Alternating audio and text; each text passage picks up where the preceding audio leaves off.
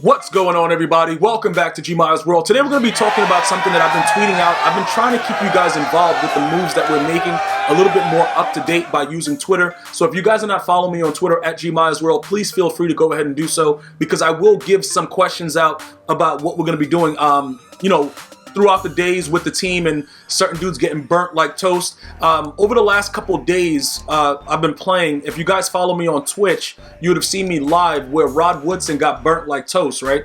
Now, ideally, he's there because of the 49er chem, all right? He gets the 97 speed, he gets the 97 excel. The dude's garbage, though, but it's not even about that. Like, that's not what any of this is about. The dude, I don't know. You guys are like, selling him to be like this unbelievable guy. He doesn't get burnt, whatever. Dude's getting straight torched, right? So look, this is what we're gonna have to do. We can't, in the position that we're in right now, just raid sell him, because it would make no sense. He's still one of the top level tier corners, so we can't just get rid of him. What do we do with him? This is what I'm gonna suggest, right? For the most part, many of you guys understand that when you come out, when you play somebody that runs like bunch or tight offset, you're gonna understand that pretty much everybody is looking to run escape artists, get outside the pocket, and throw a dot on either a post or an out route. Okay, so once you break the pocket, the defense just becomes complete idiots and they don't know what's going on, and they let you get the play off. It's very, very simple to do. I choose not to do it, like I said, because I just want to run the ball. I want the easier way, because when the Maddens were like really, really, I don't want to say like good. I just want to say like it was better mechanically with the way that the players played and they caught, and it was less of an animation.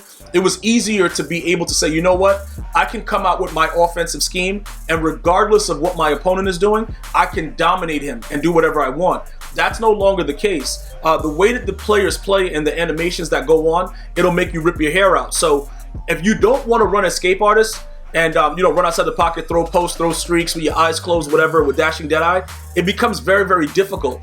And people seem to not understand that even at the highest level, that's the way that people are passing the ball. I'm never going to tell you something that doesn't make sense based on just, thought. I'm going to look at what is actually happening, the players that I play, what you guys see on stream, and things of that nature to kind of come to a conclusion of what exactly is going on. All right, so when we think about it along those aspects, about the way that people pass the ball, is Rod Woodson that dude? Like, is he really that raw to where it's like, okay, we can use this dude? Like, Like, he's going to definitely lock something up if your opponent breaks the pocket. And the answer is no. There is not one corner in the game that's going to stay with you once you break the pocket. Now, there are several different things you can do. You can get on your knees and pray to whoever you want to. You could just turn the console off. There's a lot of other things you can do to counteract dudes running around with escape artists and just throwing it off their back foot with their eyes closed and throwing dots. But listen, ultimately, there are versions of cover 2 you can play, and you can try to contain it with the cloud flat. The issue is this, right? Even if you don't want your corner to come down, EA has done something over the last, let me see, Madden 15 was the last time I think, or Madden 16 maybe, where your corner comes down and you don't send him. He just goes down. Once the quarterback breaks the pocket, everything gets crazy. Now, you can easily user the side that they're going to be, going to and throwing the ball to, but it just becomes confusing in certain aspects, depending on how they flip the play, the skill level of the player that you play. If they really understand how to double team block that guy and do all kinds of weird scientific things, you're going to have difficulty getting that pressure on and stopping the out route. Okay, so what I'm talking about with Rod Woodson, like specifically, he got burnt on a straight up streak. With that being said, right, dude's 97 speed, and granted, it was Randy Moss that did it, but he's like this dude right here. You guys were telling me he was like the man, like he's ready to go. Like, okay, let's put him out there. Let's see what he can do. But guess what, guys? This is what we can actually do. The issue that we're going to have for most of you guys that I run double A gap nickel for my pass defenses usually. I have too many secondary players. So somebody has to go, right? Or somebody has to be able to make a play someplace else. So look what happened. Ronnie Lott, he was usually the corner I would put in and sub in for whoever was on the other side. Like, for instance, Rod Woodson is going to be on the left side of the screen, so I would sub Ronnie Lott in for that player and let Ronnie Lott just play, thinking that it's better to have him there at that position, because if they come out with a player that's, with an X factor on like Moss or whatever, double me, that automatically gets counteracted. But not only that, he's very, very good with the run. But look what happened though. Everything started to get crazy because Ronnie Lott all of a sudden started to get burnt like toast. So because he started to get burnt, I had to think of other ways to like figure out what's going on. What am I going to do with him? How is it going to work? Now, this is where it becomes very, very complicated. I'm actually going to go back to letting Ronnie Lott be the corner, and I'm going to move Rod Woodson to safety. Now, you guys might be thinking, okay, why would you do that? That doesn't make any sense. If he's getting burnt, why would you now put him back at corner? Let me explain. You have to make sure, like anybody that you activate with abilities on defense, I'm going to recommend that they can get Enforcer. All right? Why is Enforcer important? The more enforcers you have, the higher chance it is for a fumble. Therefore, it's a higher chance for you to get a turnover in the game, and that could be the determining factor in whether you win or lose. So I don't really care about a lot of the other things that go on. I need this guy to be able to do certain things for me. The issue with Ronnie Lott is his Enforcer, it comes at at the point where it's only available in the third level that he has available right now. So right here, they made it so he couldn't get Enforcer for the second tier. It's not like... The issue that I have with this is he's pretty much Pat Tillman, but they don't give him the same type of, the same type of abilities early on. So he can't really do much with these earlier abilities. It's very, very difficult, which is why, like I was telling you guys before, he has improved reactions and catch knockouts in zone, but he'll get burnt like toast depending on who is there. Now, again, I know what you guys are going to say, yo, bro, it's Randy Moss. But Randy Moss, when you have a dude in zone, usually what happens and what people have been doing over the last 3 years, because they've changed the way that the zones play, they have that slide into my DM situation. You know what I'm saying? Like, even though you have like a step, the guy will still slide in with an animation, and your guy would do a wiggly arm thing where he's trying to go for the ball, and it doesn't make any sense. With him having zoned out and having the ability to also get Enforcer, that's what makes him unique. Now, I could easily put Sean Taylor there with more speed and see how that works out. But Sean Taylor is such a good user. I feel like I'm losing something with him. You see what I'm saying? So it's like, if I do that, it becomes a situation where it's like, what am I doing right now if I just leave Sean Taylor in coverage? Because more than likely, this is what would happen. Let me just explain what would happen. If I didn't want to use a Sean Taylor, but remember, whoever you user should have Lurker. So if it's going to be Pat Tillman, whoever it's going to be, just make sure that that person has Lurker. So look, let's go to Sean Taylor, right?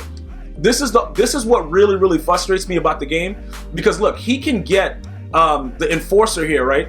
But because I want to user him, I can't really give him universal coverage. Now, the universal coverage, the reason that it doesn't really make sense is because I don't really run a lot of man, but I've been hearing that universal coverage makes them play OP. So I just want to be able to like say, you know what, let me try this. Again, a major issue is Sean Taylor has 97 speed. So usually when I pick the ball with him, utilizing his Lurker, he's usually going back for 6. Like, that's usually a given. My major pet peeve is this though. I can't really do anything, with Deion Sanders if I start utilizing these other players with the Enforcer in my nickel double A gap. And a lot of you guys that have started to run double A gap, you start to understand and realize what's going on. You have too many players out there and you don't know what to do with them. So this is what I'm going to suggest, right? Tillman is either going to have to be a sub linebacker if I'm going to continue to use Sean Taylor. All right? If I'm going to continue to use Sean Taylor and not play him at corner, that's something I'm going to have to do. Another thing we can do is we can put Ronnie Lott at the free safety position. That'll be on the right side of the field. Well, he's going to be on a strong safety. We could put Ronnie Lott at strong safety in game, and we can use Pat Tillman and keep blitzing Deion Sanders off the edge. Now, some of you guys are probably wondering, like, why would you, continue to, use Deion Sanders as the blitzer? Like, do those numbers speak for you? Or, like, do I have to explain anything else after you see these numbers? He's pretty much going to be running in there.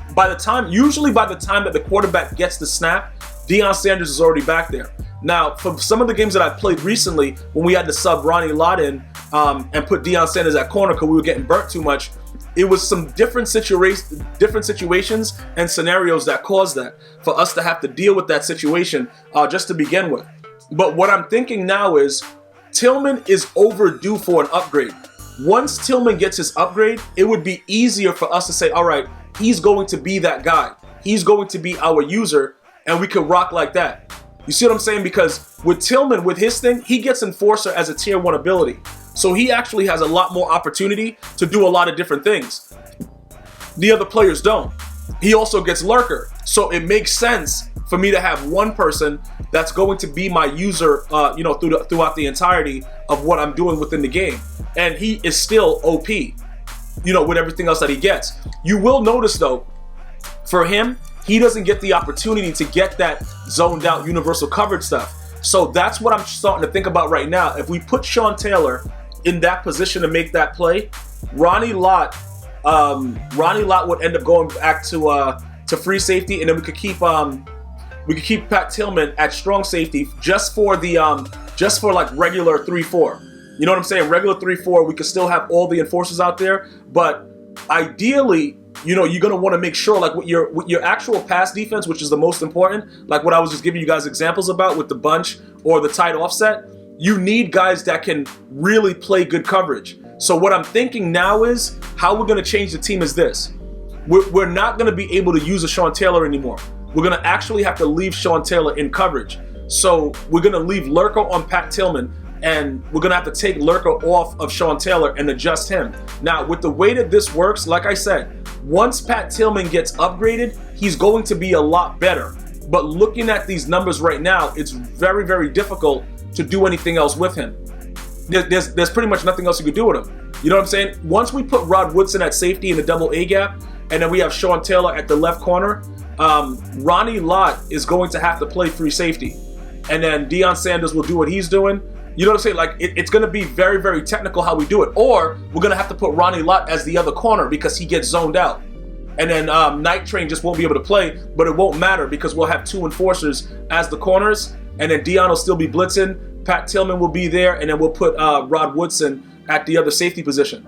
You see what I'm saying? Like, it's going to get really, really complicated. But in one of my gameplays that I'm going to be having coming up, I'm going to explain it further. But let me just show you again what ultimately we're going to do.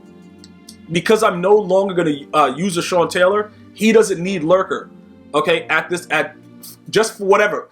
It doesn't really matter. We're not going to give him Lurker right now because we're going to just say, look, we're going to make him that guy that's playing like just unbelievable coverage. We're going to have to leave him like that because we're pretty much sacrificing a much better feel of a defender to kind of see what's going on with him. I want to see what he does with universal coverage.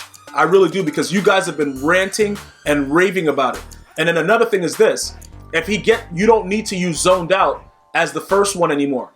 Because like I believe now with universal coverage, it's improved coverage and catch knockouts in man and zone, so it's both. So you don't need it.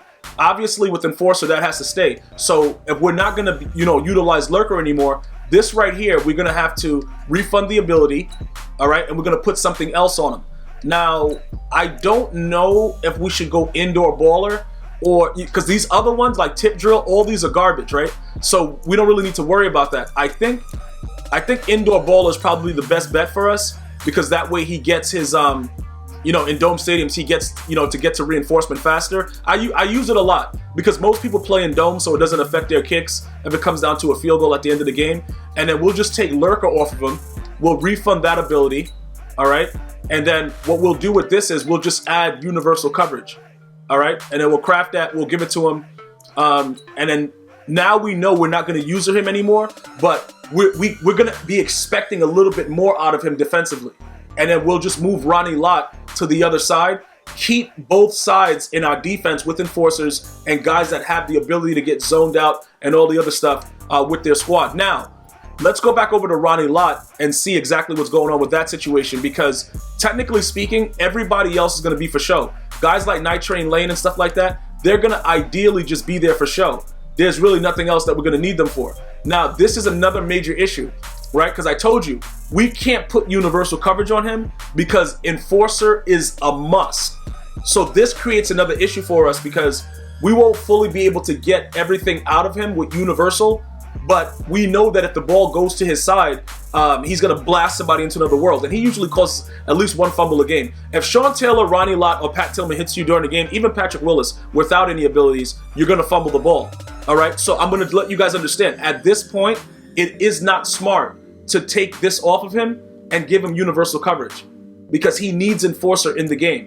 Enforcer is very, very key. And you can see that we still have indoor baller or whatever, but we'll keep the zoned out so that at least we know when he's in zone, he's going to be getting some type of a boost. That works out for us. All right. I just wanted to point out, because of the way his abilities are set up, we cannot do what we just did with Sean Taylor and have both. But with him, we know what we're going to get out of him, so it's fine. We'll still get the zone. He just can't ever be put in man, because if he gets put in man, he won't get the advantageous part of having universal coverage. So primarily speaking right now, Sean Taylor is going to be our corner in most cases. All right, because we're not going to lurk him. If somebody throws the ball, we know that we can pick it because we'll be able to, be able to do what we have to do. But Pat Tillman will go back to being that safety guy that we user inside of the cover 2 or cover 3, whatever we're playing out of the nickel double A gap, and then we'll just move Rod Woodson to the safety position, because that speed will keep it. If somebody tries to go deep, he should be able with that speed to recover, and then Deion Sanders will continue to be our blitzer. So we have a lot of stuff that I'm going to be working on. Obviously, with the way that I just showed you guys how we're going to be playing defense, we have to see if it works. So you guys are going to be waiting to see, like, yo, this dude said he's doing all that. Let's see how it works. So I'm going to get some gameplay out for you guys soon, and then we'll figure it out together. But as far as it goes, I think that that's the best case scenario. It does not make sense to have more than one lurker on the squad. So primarily you want to make it that one user, which in our case, we're going to be using Pat Tillman. He'll be able to jump like he has a firebolt in his butt cheeks and still be able to get the same animations that Sean Taylor gets with the lack of speed. But at this point, I think it's much more useful to have people that can play defense and coverage. We've been getting burnt way too much. So that's what we're going to be doing right now with the adjustment. I want to know what you guys think about it. Anything you want to add, content, input, leave it right here in the comment section. I'm going to see you guys and girls next time. You have an unbelievable day. Until next time, one love.